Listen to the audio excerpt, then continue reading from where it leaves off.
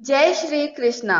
चतुर्मास्य व्रत तथा उसके पालनीय नियम। श्रावण से कार्तिक तक भगवान विष्णु के शयन करने पर चतुर्मास्य में जो कोई नियम पालित होता है वह अनंत फल देने वाला होता है। अतः विज्ञ पुरुष को प्रयत्न करके चतुर्मास में कोई नियम ग्रहण करना चाहिए। भगवान विष्णु के संतोष के लिए नियम जप, होम, स्वाध्याय अथवा व्रत का अनुष्ठान अवश्य करना चाहिए। जो मनुष्य भगवान वासुदेव के उद्देश्य से केवल शाकाहार करके वर्षा के 4 महीने व्यतीत करता है वह धनी होता है। जो भगवान विष्णु के शयन काल में प्रतिदिन नक्षत्रों का दर्शन करके ही एक बार भोजन करता है वह धनवान, रूपवान और माननीय होता है। जो एक दिन का अंतर देकर भोजन करते हुए चौमासा व्यतीत करता है वह सदा वैकुंठ धाम में निवास करता है। भगवान जनार्दन के शयन करने पर जो छठे दिन भोजन करता है वह राजसूय तथा अश्वमेध यज्ञों का संपूर्ण फल पाता है। जो सदा 3 रात उपवास करके चौथे दिन भोजन करते हुए चौमासा बिताता है वह इस संसार में फिर किसी प्रकार का जन्म नहीं लेता। जो हरि के शयन काल में व्रत परायण होकर चौमासा व्यतीत करता है वह अग्निष्टोम यज्ञ का फल पाता है। जो भगवान मधुसूदन के शयन करने पर अयाचित अन्न का भोजन करता है उसे अपने भाई बंधुओं से कभी वियोग नहीं होता।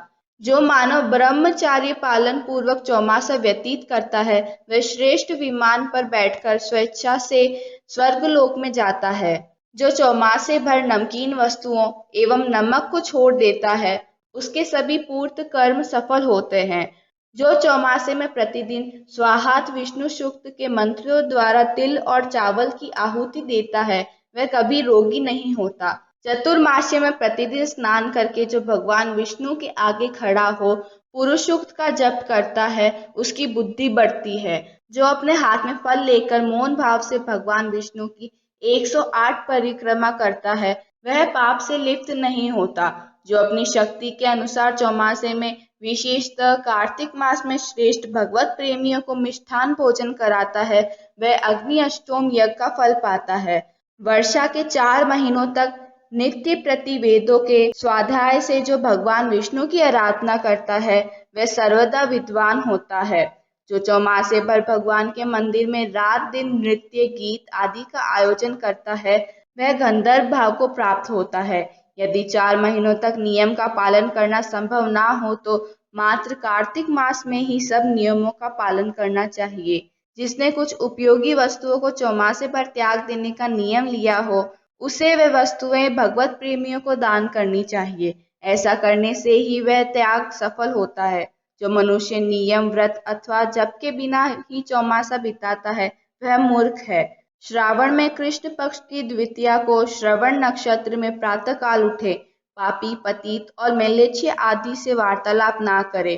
फिर दोपहर में स्नान करके धुले वस्त्र पहनकर पवित्र हो जलशाही श्री हरि के समीप जाकर उनका पूजन करे। श्री वत्स चिन्ह धारण करने वाले लक्ष्मीकांत, श्रीधाम, श्रीपते, अविनाशी परमेश्वर, धर्म अर्थ एवं काम देने वाला मेरा गार्हस्थ्य आश्रम नष्ट ना हो, मेरे माता पिता नष्ट ना हो, मेरे अग्निहोत्र ग्रह की अग्नि कभी ना बुझे, मेरा स्त्री से संबंध विच्छेद ना हो।